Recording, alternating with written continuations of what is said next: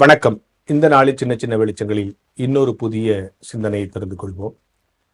சமூக அக்கறை, சமூக சீர்கேடு, இந்த ரெண்டு வார்த்தையும் நாம் கேள்விப்பட்டிருப்போம் இல்லையா? சமூக அக்கறைன்னு சொன்னா என்ன? எனக்கு இல்லைனாலும் ஒரு காமன் காசுக்காக சில செயல்களை நான் செஞ்சா அது சமூக அக்கறை. ரொம்ப புரியும் மாதிரி சொன்னால், ஒரு தெருவில் போயிட்டு இருக்க ஒரு வாழைப்ப தோல் விழுந்திருக்கு, அதை நான் பார்த்துட்டு ஒதுங்கி போனால் அது செல்ஃபிஷான ஒரு செயல். ஐயோ, வேற யாராவது கவனிக்காமல் விழுந்துட போறாங்கன்னா அந்த வாழைப்பழ தோலை எடுத்து ஓரம் போட்டால் அது ஒரு சின்ன சமூக அக்கறை. சமூக சீர்கேடுன்னா என்னன்னா, நான் ஒரு தவறான கருத்தை சொல்லி அது சமூகத்தில் ஒரு காமன் ஒப்பீனியனை கிரியேட் பண்ணிட்டா அது சமூக சீர்கேடுக்கு வழிவகுக்கிறது. எப்படின்னு சொல்றேன் கேளுங்க. நான் எங்க சொல்ல வரேன்னு கேளுங்க.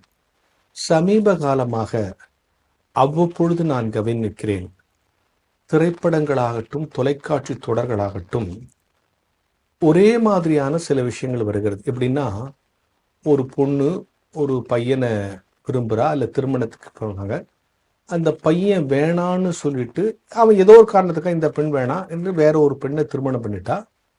இந்த பெண் எனக்கு அவன் கிடைக்கல, அவனை எப்படியாவது அடைஞ்சே தீருவேன் அப்படின்னு அவன் கல்யாணமான பிறகும் அந்த பொண்ணுக்கு தொந்தரவு கொடுக்கறது, இந்த பையனை நீ என்னை கல்யாணம் பண்ணிக்கணும், அவனை டார்ச்சர் பண்ணுறது.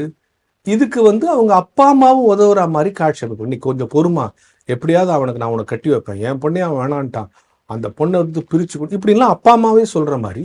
ஒரு பெண் தனக்கு ஒரு ஆண் கிடைக்கவில்லை என்று சொன்னால் அவள் மிகுந்த வன்மத்தோடும் மிகுந்த குரோதத்தோடும் அநாகரிகமான செயல்களில் ஈடுபட்டும் அவனை நான் அடைந்தே தீர்வேனுங்கிற மாதிரி கதாபாத்திரங்களும் கதைமைப்புகளும் சமீபத்தில் நம்ம பார்க்குறோம். இதுக்கு யார் உதவுறாங்கன்னு சொன்னா அவங்க அப்பா அம்மாவே. எப்படிங்க அவன் விட்டுருவான், அவன் அவளோட வாழ்றது என் மகன் எப்படி பார்த்துருப்பான், என்னாலேயே பொறுத்துக்க முடியல, என் மகன் கேட்டதெல்லாம் நான் வாங்கி கொடுத்தேன், அந்த பையனை நான் எப்படியாவது வாங்கி தருவேன், கவலைப்படாதுமா, அவங்க ரெண்டு பேரையும் பிரித்து கொண்டு உன் கூட சேர்க்கிறேன் அப்படின்னு ஒரு அப்பா சொல்ற மாதிரி டைலாக்லாம் வருது. இதுதான் சமூக சீர்கேடுங்கிறது. தொலைக்காட்சி தொடர்களில் சுவாரஸ்யத்திற்காக, விளம்பரத்திற்காக, நம்ம நல்லா தொடர்ந்து பார்க்கணுங்கிறதுக்காக அவர்கள் காட்டுகிற அந்த காட்சி அமைப்புகள், ஒரு காலத்துல சினிமாவில் அம்மாங்கிற கேரக்டர் நல்ல கேரக்டராக தான் கட்டுவாங்க. இன்னைக்கு அம்மா ஒரு பொண்ணுக்கு சொல்லிக் கொடுக்குறாங்க, அவங்க வீட்டுக்காரை எப்படியாவது விஷம் வச்சு கொண்டுடு அப்படின்னு அம்மாவே சொல்லிக் கொடுக்குற மாதிரி காட்சியெல்லாம் கட்டுறாங்க. அந்த அம்மாங்கிற உறவை கொச்சப்படுத்துறாங்க, குடும்பம்ங்கிற அமைப்பை கொச்சப்படுத்துறாங்க, திருமணம் இல்லறம் என்கிற விஷயங்களை கொச்சப்படுத்துறாங்க. இவைகளெல்லாம் நான் ஏதோ ஒரு ரெண்டு தொடரில் இல்லை, எல்லா தொடர்லுமே இதே மாதிரி தான் வந்துகிட்டு இருக்கு. எனவே இதுதான் சமூக சீர்கேடுக்கு வழிவகுக்கிறது. எனவே தொலைக்காட்சிகள் அறிவார்ந்த விஷயங்களை காட்டாம ஒரு 10-20 பேரை கூப்பிட்டு உட்கார வச்சுக்கிட்டு அவங்கள கத்த வச்சு ஆட வச்சு ஓட வச்சு ஆட வச்சு பாட வச்சு அதன் மூலம் கொஞ்ச நேரம் பார்வையாளர்களை கிளுகிழுப்புட்டு அவர்கள் நேரத்தை வீணடிப்பது என்பது சமூக சீர்கேட்டுக்கான நுழைவாயிலாக அமைந்து விடுகிறார்.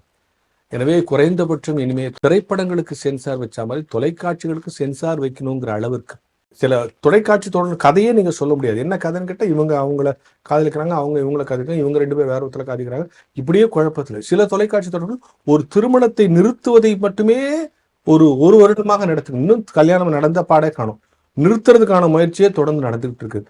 நல்ல கதையை திரைக்கதை அமைக்கிறோம், நல்ல வசனம் அமைக்கிறோம், த்ரில்லிங்கா செய்யறோம் அப்படின்னு நாம இப்ப சந்தோஷப்பட்டுக்கிட்டாலும் ஏதோ ஒரு வகையில் ஒரு மாத்திரை போட்டவொன்னா அந்த நேரத்தில் சுகம் கிடைக்குது, ஆனால் நம்ம அறியாமல் அந்த மாத்திரை நம்ம இடத்துல பக்க விளைவு ஏற்படுத்துது இல்லையா?